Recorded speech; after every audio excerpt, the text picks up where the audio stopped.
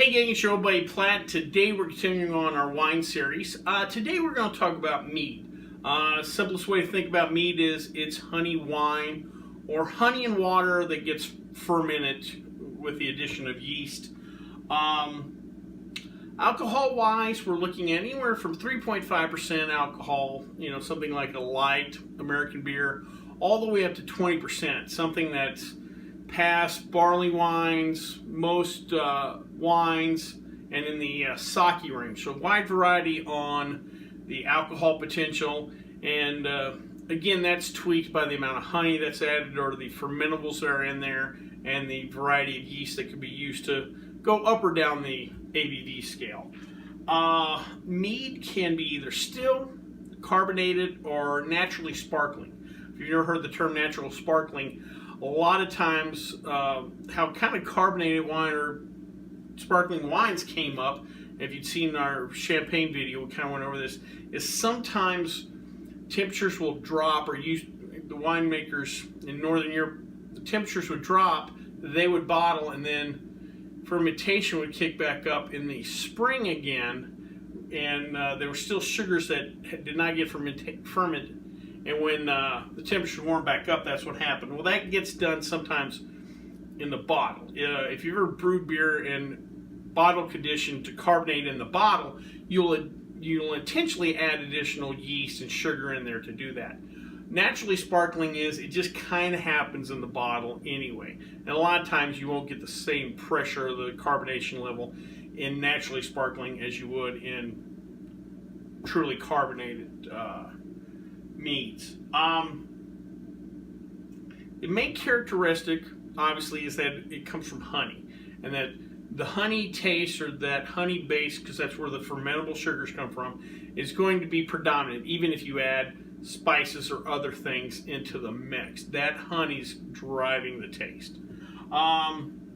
Just like other natural products, like grapes with wine or traditional wine, the local climate is going to affect that. Bees are highly influenced by the local climate. If it's a hot summer or wet fall, what have you, and that comes out in the taste of most meats too, especially those with less spices or additions added to it. If we just were to make a mead just straight from honey, you're going to taste that local climate indirectly. Mead could possibly be the oldest alcoholic beverage we have. Archaeologists found traces all the way back to 7000 BC in China. They discovered remnants of some kind of fermented beverage with honey and rice, and there might have been other things added. But if you think about that, makes sense. Honey was probably the first real quote-unquote sugar source that most people had access to. You get a little wet or add a little water to it, and then natural yeast. It probably, that would make a lot of sense, and it'd probably be easier than grapes, because grapes you at least had to crush, and you'd kind of filter or whatever, Like I said, good chance that yeast might have been our first alcoholic beverage. In Europe, some of the first examples were found anywhere between 2800 and 1800 BC. They also found mead in India, traces of mead in India, Africa. This is probably something shared worldwide. In Greece, even though it's well known for its wine culture, it was believed that mead was the drink of the upper echelon, the great minds of the time, including Pliny the Elder. For those craft beer lovers out there know who that is. Mead production itself is very similar to wine production in the sense that we harvest, either here we'd harvest the honey from the bees, or with grape, we'd harvest the grapes off the vine. We get our liquid prepared with honey, we'd add additional water, grapes, we juice them, and then we add our yeast and we let the magic happen. Unlike grapes, though, its most classic European wine is made, mead allows a greater variety. Most wines, we just ferment it and let it take charge. There's not a lot winemakers can do. Some of that's by law, and some of that's just by culture, mead allows the mead maker a lot of versatility, and there's a lot of varieties of mead based on how the mead makers made it. And we'll go over some of those real quick. First, there's metheglin. Metheglin is mead made with any spice. Cloves, cinnamon, nutmeg. You could see right there, you could create hundreds of varieties just off that. Then there's mellowmel. Mellowmel is mead made with pretty much any kind of fruit. Raspberries, strawberries, blackberries, you name it. Again, you have a ton of ways to go with that as a mead maker. There's also something called mulled mead. In a previous video, I made some mulled wine, which is a kind of a holiday traditional drink. Well, this is very similar. You would heat mead and add additional spices. We have acerglyn. In an earlier video, I made some acerglyn. I'll leave the link to it up there, which is basically honey and maple syrup, then fermented together to create an alcoholic beverage. We also have cider, which is kind of becoming popular again. That is mead with an apple cider. Now, you're not necessarily adding an already fermented hard apple cider with an already fermented mead and just blend them two together. You'll combine the fermentables and then ferment that together, and that kind of creates something unique on its own. You're just not blending a bottle of each, you know. And last but not least, we have piement, which is mead with grapes, or again, making a traditional wine along with a mead. Again, you're going to combine the fermentables and then ferment that out.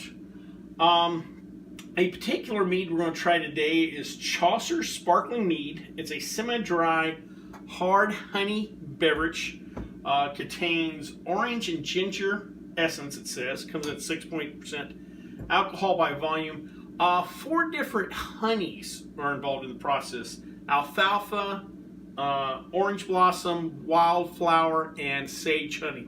That's another place where the mead maker gets some versatility. Most people might just think, well, honey's honey, right? It's just honey. No, there's a great variety of honeys out there, not just the clove or honey that you'll see at your local grocery store. And most meaderies try to play around with that, and you'll see the wide varieties of honey used in a lot of different meats.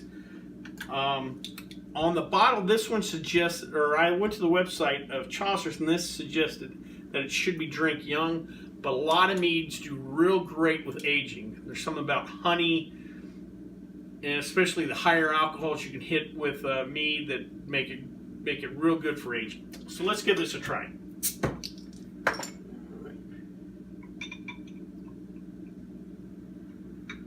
Oh, we got nice big carbonations. Oh my God, that has got, compared to other meads I've had, it's got a real light nose. I mean, just a little hint of sweetness. Let's give it a try.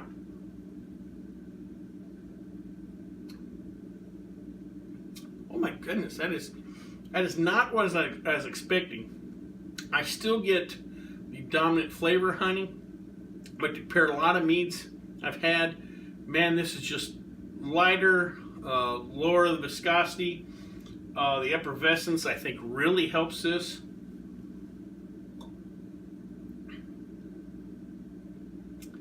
I get a lot of the ginger, just a slight hint of the orange. I get some of the honey, but it is not... I've had meads where the honey overpowers, or kind of the darker, heavier notes of honey sometimes will overpower, but that is not here. This is very nice. Again, it's at 6.7%, so it's just, you know, similar to like a Bock beer. So it's not high in alcohol. You don't get a warming feeling. That's pretty nice. Well, I hope you liked this video. If you did, please subscribe down below. Also, please like the video because it lets YouTube know that we're putting out good content. If you have any questions, comments, concerns, please leave them in the comment section. Or you can always contact me on the Twitter page. Till next time, bottoms up.